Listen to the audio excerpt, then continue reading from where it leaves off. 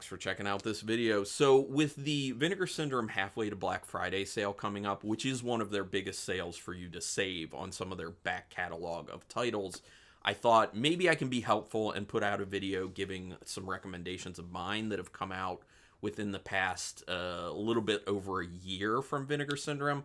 I have done another one or two videos like this, so you can search for those and see what other ones I had recommended. I didn't want to repeat, so these are all ones that have been out from the past year, little over a year. So these all that I'm recommending should be on sale during the halfway to Black Friday sale. They usually just don't have the last 6 months on sale of their releases. So one other thing to let you know, if you want to hear my reviews and recommendations on these movies, I am a subscriber. I am doing reviews on their releases each month on my channel, so you can always come back each month and see that video where I'm ranking and reviewing their releases for each of those months. Also, if you have questions, feel free to ask in the comments, like, what do you think of this movie?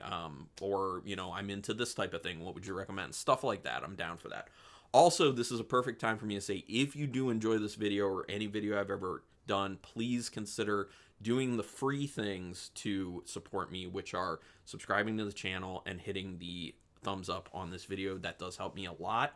Also, if you want to get a little more involved because you really appreciate what I'm doing, you can throw me a few dollars each month with some memberships. I have 3 levels of memberships. It's linked in the description. You can check it out. And there are perks for each level, including the top level getting some exclusive videos that no one else will see except those members.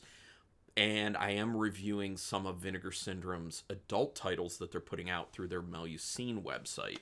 And I'm going to continue to be doing that because I'm getting more of those titles. So just some things to throw out there. All right, let me go ahead and get into it. And I do have these ranked from of the top 15, the one I recommend the least being first, and the one I recommend the most being last. Now, some of these, if you're familiar with Vinegar Syndrome, you'll be like, oh yeah, that makes sense. Like, a lot of people really like this. And some of them, probably not as much. So let me start with one that maybe not as much. My first one that I'm going to go over is Lamberto Bava's Delirium Photo of Gioia. This originally had sold out. It is a 4K as well.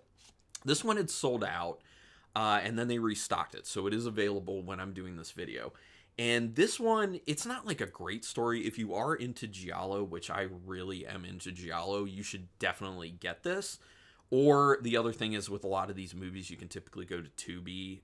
They're usually on Tubi, not all of them, but you can check there, check other streaming services, see if it is something you really like, and then decide to buy it. But it's also just good to support boutique labels like Vinegar Syndrome. So I would say just get it if it sounds interesting. But this is basically a pretty straight up type giallo film, lots of nudity in it, a lot of very interesting and weird and over the top visuals, really interesting uses of colors in this film, some fun nightmare sequences. It's just a very fun giallo film. And let me remind myself of all the special features.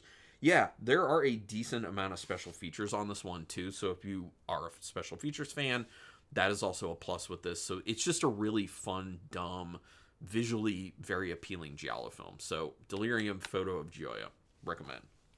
All right, let's get to the next one. Next one is a Mexican horror film that the trailer had looked good to me. This is one of their Blu-rays, and that is Hell's Trap, or Trampa Infernal on the back. This one obviously has ripped some stuff off, as you can tell on the front, from Nightmare on Elm Street. But it's set in the woods, and it's this killer with this glove, it's serrated razor glove going after these kids, and there's a lot of action to it with guns and stuff. So it's kind of like a mixture of a slasher mixed with an action film. The acting is terrible, the dialogue is terrible, but it's that so bad it's good terrible. So if that is the type of film that you're really into, I think you're really going to enjoy this. But like I said, it is a Mexican slasher film. So if you have a problem with subtitles, sorry. I don't think this one doesn't have a ton of special features, but the movie itself is just so worth it. This was one of those kind of hidden gems that they just kind of put out, and a lot of people seem to just ignore it. So Hell's Trap, check that one out. Then we have another one that's one of their older titles that I put out. It's from 1960, And a lot of people didn't seem to care about this movie at all and didn't buy it, but I really liked it. And that's the vampire, the Playgirls and the Vampire. This one is like, what did they call it? Like, stripper gothic or something like that, I think is what they call it in one of their special features.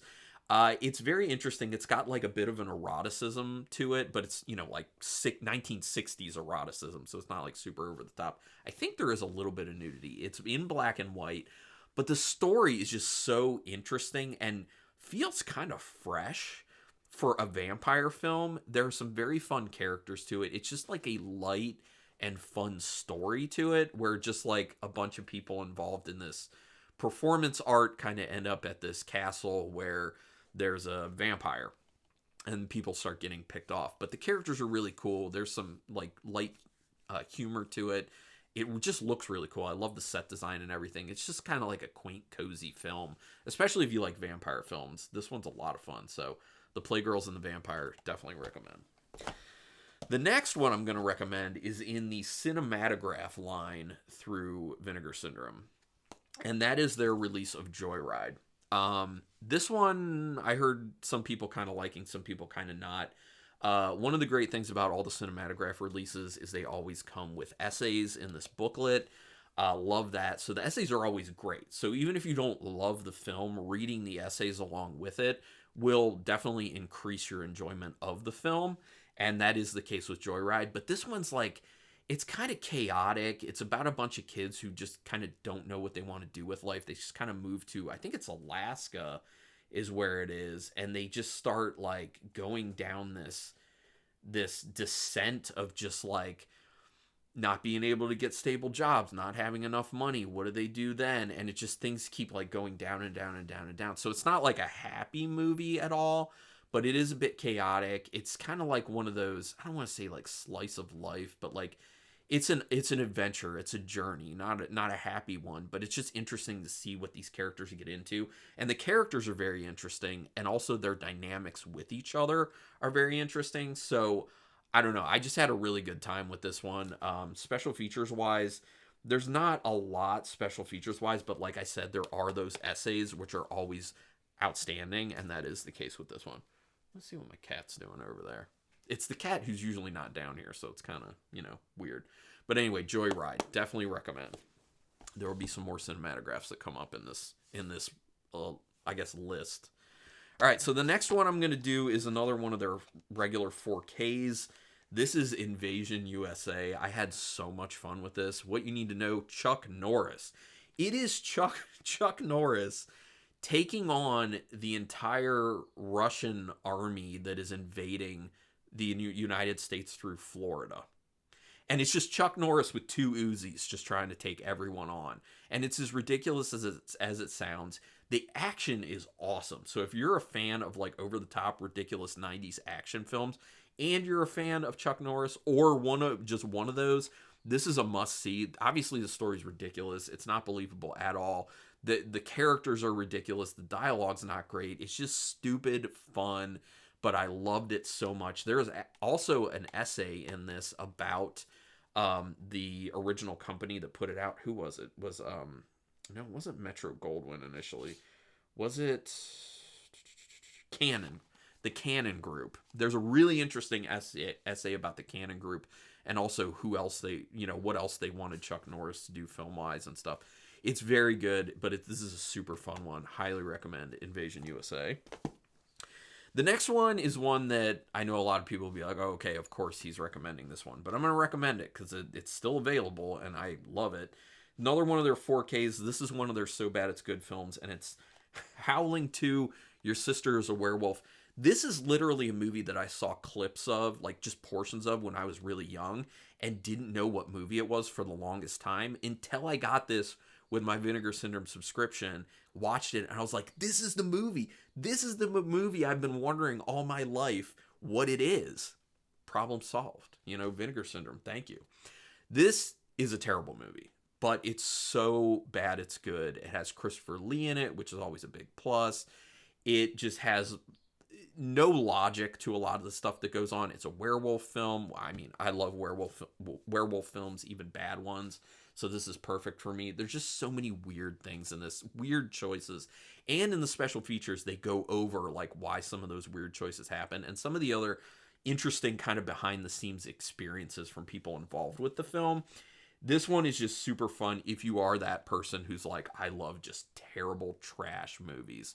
So The Howling 2, Your Sister is a Werewolf is a great one. Check that out. You may end up seeing this cat show up. She's kind of on the couch now. Okay, moving on. This is one that when they announced it was going to be coming out, I got very excited. It's another one of their 4Ks. This is one of their Hong Kong Category 3 films, which is Corpse Mania. Now, this one is kind of Giallo-esque. It's not technically Giallo because it is a Hong Kong film, but it has Giallo elements to it, so if you are a Giallo fan, check it out. It is about a dude who gets it on with people who are not alive anymore. So just to put it that way, so it's there's some grossness to it. It looks amazing. The 4K on this looks phenomenal. In the beginning, like it was a really well shot film anyway, but the restoration on this is so good. It is a very interesting, fun film. There is like fighting to it, so there's a little bit of like a martial arts aspect to it. There's a very fun, intriguing mystery aspect to it. And there's some twists and turns in it that you may very well not see coming. It has some interesting characters as well. And it's just a very fun and interesting and beautiful ride. As far as the special features go, I think there's an essay. Yes, there is an essay booklet on this one. So there's some really cool information on that. There are some decent special features for this one as well. This is a very good release that I think a lot of people, unfortunately, are sleeping on because it is still available. Definitely pick up Corpse Mania. I loved this movie before it came out through Vinegar Syndrome. High recommend Corpse Mania. Okay, now the next one is another one that I believe did sell out, and then they restocked. And for good reason. A lot of people should be able to get a hold of this. This is the only DeGosser release that I'm going to have in this list, and that is Cannibal the Musical. It's hilarious. I mean, it's a Trey Parker and Matt Stone musical film from their time with Troma. And one of the great things about it being from their time with Troma is all the Troma special features are included in addition to all the new DeGosser special features, which are really good. So there's tons of special features. Plus, as you can see, it has an essay booklet included as well. If you want to talk about extra behind the scenes stuff, understanding a lot more about the production of the film and what went into it, this is jam-packed. So if you are a fan of Cannibal the Musical, this is a must-own. Plus it is I don't think it's a 4K. Yeah, it's a Blu-ray. And it looks quite good for what it is. Because I believe it was shot on video. But it is very funny. That's the other thing. Like, you don't have to be a fan of musicals to get into it. But if you are a fan of Trey Parker and Matt Stone and their humor, you're going to enjoy this film. It's not greatly acted, but it doesn't need to be because it's so ridiculous and funny. So Cannibal the Musical. Check that one out. Okay, getting to another one of their cinematograph titles. And this was actually the very first one they released last year. And this was Little Darlings. This one is a great coming-of-age camp film from, I think, the 80s. Yeah, 1980, exactly. Very different for its time because it was more from the female perspective and them kind of coming of age, talking about sex and their kind of role with, like, how are we feeling about it? And we've never had it and, like, talking to each other about it. And it's legitimately funny. I have a soft spot in my heart for, like, camp films. I love them. Coming-of-age films as well. Female-based perspective films because they're not super common, especially for this time frame. And it's very well acted. It's very well written. It's very well shot. It is just a wonderful story that gives you some good feels along the way as well. And better humor than I really thought was going to be in this film. This is a gem of a film. It has a decent amount of special features. It has those essays, once again, that come with all cinematograph releases. And those essays are wonderful for giving you additional insight into it and making you think even harder about the story at play here. So Little Darlings is a great release. Definitely don't sleep on that one.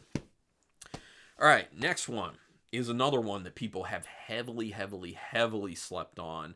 I did too, and I finally listened to someone who was on the Disconnected podcast who was like, this is phenomenal, and people should check it out. I don't like Westerns, But they put this Blu-ray out, and I got talked into it, and it's not really super Western. I mean, the setting is Western and everything, and Five Card Stud is really a mystery. You know, it's a murder mystery that's really well written. It just happens to be in a Western setting. So if you like murder mysteries, this is a must for you. If you like Westerns, this is a must for you. And if you like the idea of a murder mystery Western, this is a definite for you. The cast, unreal. As it says on there, Dean Martin, Robert Mitchum. It also has Roddy McDowall and Yaphet Kotto. I mean, hearing all those names, how can you not want to check this out? It is very well shot. This restoration looks phenomenal, and the story is very good. The dialogue is excellent. The tension in films that scenes they're trying to get is very well executed. This is a very underrated, probably the most underrated, most slept on film that Vinegar Syndrome has put out in the past year or so. So I would highly recommend. As far as special features, there are some. It's not a ton, but, you know, gives you a little extra insight. But definitely pick up Five Card Stud. That one for sure will be on discount. Maybe even like a super discount because they're having a hard time getting rid of it. All right, the next one is another Cinematograph release, and that is going to be Red Rock West. This is awesome. If you like noir films, this is like a neo-noir film. The set out in, I think it's Wyoming is where it is. It has Nicolas Cage in it, so if you're a Nicolas Cage fan, you got to get it. If you're a noir fan or neo-noir fan, you got to get it. It also has Dennis Hopper in it. Laura Flynn Boyle is in it. If you care, Dwight Yoakam is in it for a little bit. But this film is great. It looks beautiful. The pacing is outstanding. It has a typical noirish feel and mystery to it. And it's basically about Nicolas Cage's character ends up looking for work. He's kind of a down on his luck dude. He ends up blowing into town and gets mistaken for a contract killer, which he just kind of decides to go with because he needs the money. So he takes some of the money and then is kind of like, I think I'm just going to kind of blow town here with this bit of money. And then he ends up not being able to get out of town. He is stuck in Red Rock West, and it is mayhem that ensues as people are coming after him. So it's really good. There's some decent action to it. Like I said, it's extremely well shot. Again, there are essays with this. There's a lot of really good special features on this as well. You get a lot of awesome stories about the making of the film, including there was a portion of the film where stuntman actually broke his leg, and that is in the film itself. So when you hear the impact of his leg hitting a car, it actually broke. That sort of information is very interesting, but this is phenomenal. Love Red Rock West. Gotta get it. Okay, getting down to my last four. Getting there. All right, so the next one, I like So Bad It's Good films, and this one is one of the best that Vinegar Syndrome has put out in a while, and that is Bob Chaney in The Instructor. This one is so ridiculous. It was shot in Akron, Ohio, which actually I had someone comment on my review with this in it and said that, oh my God, I live in Akron, Ohio. I didn't know this was shot there. Now I'm going to go look for the shooting locations. I was like, that's awesome. Terrible acting. Really stupid story. I mean, it's this typical thing, like guy who owns a martial arts studio becomes aware of terrible dealings going on in his town, and he's going to kick some butt about it. That's it. The last, like, 20 minutes of this film, though, is, like, non-stop, pretty cool, impressive, low-budget action. And that's where it kind of shifted for me, where I was just like, oh, this is just, like, a very enjoyable, So Bad It's Good martial arts film. It became more than that because the action was so good at the end of the film and so fast-paced. Some good special features on this. I don't think it's a ton. Yeah, not a lot, but the special features that are on there are pretty good. Give you some interesting backstory into how this got made and why. But love The Instructor. High recommend because it's in my top 4. So, yeah. All right, next one is the last of the cinematographs I'm going to recommend to you. There were a decent amount in this list because it's a good line that they have out. Now, this one really caught me by surprise. The trailer looked good, but I didn't think I would love it as much as I did, and that is Thieves Like Us. Now, this stars Keith Carradine and Shelley Duvall, and this came out like right after Shelley Duvall passed away, so it was very good timing. Her performance in this is amazing. Keith Carradine's performance, also amazing. I mean, the whole cast does a great job, but they're the two main characters, and they do a phenomenal job. It's this beautiful, like, love story between the two, but it's obvious that they've never experienced love before, so they're both kind of stumbling through figuring it out. But it's also the fact that he's kind of throughout his life just fallen into being a criminal and robbing banks with these other unsavory characters, and you get the sense that he wasn't always going to be a bad guy. It was just the path he ended up on in life, and if there was another path, these two, would have a very nice, happy life without him trying to run from the law. But that's also how they meet, is him running from the law. But it's very well written. It's very well acted. It's shot extremely well. The characters are very interesting, especially their love story. And it's very sweet at times, but there's also some rougher parts too. But this is one that really caught me by surprise how much I liked it. It's phenomenal. It's one of the best cinematograph releases, so you should definitely check it out. Again, there's a few special features, but the essays give it so much more context and analysis to the film, so definitely get Thieves Like Us. I love this one. Down to my last two. All right, now number 2 is a movie that prior to seeing it in this version from Vinegar Syndrome, I did not like at all. So the fact that it flipped me so much with their release is amazing. Phase 4. This is a sci-fi film about killer ants. Well, ants that become very intelligent and start fighting against these scientists who are kind of stuck in this research facility because the ants are trying to get in. They're outside, and them trying to figure out, like, why are they so intelligent right now? What do they really want? What are they trying to communicate to us? Hated this movie when I first saw it. There's a new cut that they released that is in here that is closer to the writer-director's original vision. And there's also a lot of wonderful special features that go into the importance of this film, the importance of the career of the man who made this, which was Saul Bass, and his other career in doing, like, ads, I guess, or like title cards and ads. And special features wise, this is jam-packed. It's great. It gives so much extra interesting context to it. And the new cut of the film is everything to this. The restoration is phenomenal. It was a really well shot film in the first place, and then when you have a great restoration on top of it, it is just like chef's kiss. It is a 4K, and again, there is a essay booklet with it. A lot of people didn't like this design of the cover, but I actually really do. Now, I think one of the problems a lot of people end up having with this, and I think was part of my problem when I first saw it, was that I went in thinking horror because that's how it originally was advertised, even though that's not what it was supposed to be. It is sci-fi. Sure, there's like some ants that like try to kill people, but like it's not really horror. It's more sci-fi. But this is it's slow-paced. The performances are amazing. It looks unbelievable. There are very amazing shots of the actual ants themselves, which was like cutting technology at the time of them being able to do that. It's unbelievable. It really is a breathtaking film, and that's why Phase 4 is my second pick, my number 2. So people would be saying, well, what's left? What's his number 1? A amazing yet devastating movie that was very hard for any place to get the full rights to put out, and that is Looking for Mr. Goodbar. I didn't expect to like this as much as I did. This is a film that came out around the same time as Saturday Night Fever, is kind of similar to Saturday Night Fever in a way, except the main protagonist is female instead of male. No John Travolta in this one, but it does have Richard Gere. Oh crap, this is going to bother me. Why am I blanking on her name? Because her performance is unbelievable. Diane Keaton. There we go. Diane Keaton plays the main character. She is amazing. Phenomenal performance.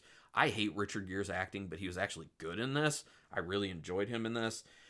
This is one of those films where it's a woman who's kind of doesn't know what's going on with her life. She wants to feel more than she's getting out of life.